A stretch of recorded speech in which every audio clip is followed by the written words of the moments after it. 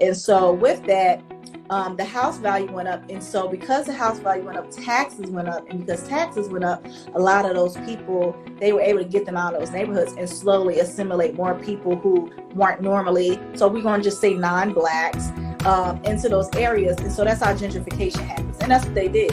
So reverse gentrification is what I feel like I do. So I go into those same neighborhoods and I only create structures that people can afford to live in, those same people in that same neighborhood, and then I come back around and I sell it back to those same people in that neighborhood. I hire in that same neighborhood. So for me, an undesirable area, so in real estate, they call it A, B, C, and D. I go to the C and the D neighborhoods and I build there so that I'm able to control the narrative. So it's easy for us to be upset about certain things that happen, but when you don't have money to control it, because gentrification, all the stuff that have racism, everything happens in the world, it's about money, y'all. And so having access to it, coming together as a group and being able to collectively put our money together to purchase things that we need, that's what this is about.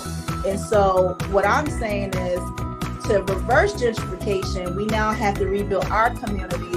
And it's fine. You have to think about it like this.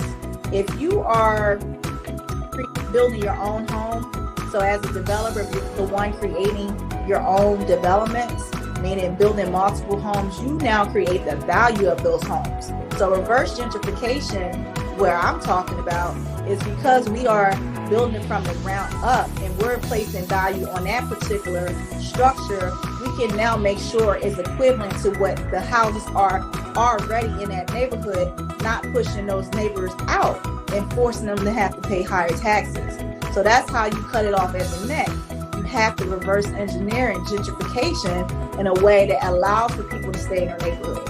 And then the other side to it too is when you focus on those C and D neighborhoods. Now, if you say, for instance, you do crowdfunding, someone asks us about crowdfunding and investing in our company.